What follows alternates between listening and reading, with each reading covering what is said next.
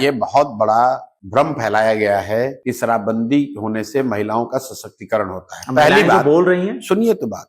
नहीं, लोग तो बहुत चीज बोलते हैं, इसी के लिए तो सामाजिक राजनीतिक प्रयास की जरूरत है ताकि लोगों को शिक्षित किया जाए, जागरूक किया जाए। लोगों की अपनी ही समझ पर अगर आप छोड़ देते तो फिर किसी प्रचार प्रसार की जरूरत क्या है। इस बात को आप जांच लीजिए कि बिहार में हम लोग क्या कह रहे हैं। शराबबंदी से बिहार का फायदा है कि नुकसान है? मैं कह रहा हूं कि शराबबंदी से बिहार का पूरा नुकसान है, इंक्लूडिंग वुमेन। शराबबंदी का पहली बात ये समझिए कि शराबबंदी बिहार में लागू है ही नहीं। शराबबंदी के कानून के नाम पर शराब की दुकानें बंद हैं, शराब तो घर घर बिकी रही है। उसी सभा में मैंने पूछा लोगों से कि शराब घर घर बिक रही है कि नहीं बिक रही है। महिलाओं ने कहा बिक रही है। दुनिया में इस बात का कोई प्रमाण नहीं है कि शराबबंदी से किसी समाज का फायदा हुआ है कानूनी तौर पर। दूसरी बात कि शराबबंदी की वजह से बिहार का 15 से 20 हजार करोड़ का नुकसान हो रहा है। तीसरी बात, शराबबंदी कहीं लागू नहीं है, घर घर शराब बिक रहा है। हर गांव में यहां सूखा नशा बढ़ रहा है क्योंकि बच्चे सूखे नशे की ओर जा रहे हैं। पांचवी बात, लॉ एंड ऑर्डर खराब हो रहा है।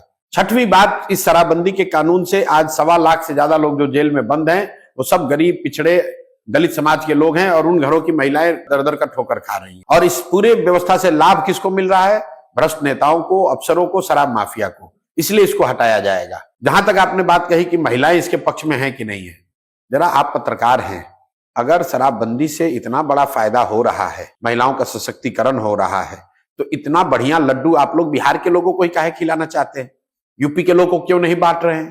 पूरे देश में क्यों नहीं लागू कर दे रहे हैं? आप यहां भी पत्रकार हैं, जाके भाजपाइयों से मिलिएगा, भाजपा वालों से पूछिएगा कि भाई तुमने इतना बड़ा डिस्कवरी कर लिया कि शराबबंदी से महिलाओं का सशक्तिकरण हो रहा है, तो पूरे देश में महिलाओं का सशक्तिकरण क्यों रोक रहे हो? पूरे देश में लागू कर दो, तुम्हारी सरकार है, मोदी जी अभी प्रधानमंत्री हैं। ये इतनी बढ़िया नीति आप लोगों ने बिहार के लिए क्यों बचा के रखी है भाई? और पत्रकार भी गजब करते हैं। आपने कभी ये सवाल उत्तर प्रदेश में जाके महिलाओं को पूछा कि बिहार में महिला सशक्तिकरण का कार्यक्रम चल रहा है शराबबंदी का, तो योगी जी आप कब लागू करेंगे यूपी में इसको? ये स्पेशल ट्रीटमेंट आप लोगों ने बिहार के लोगों के लिए क्यों रखा है?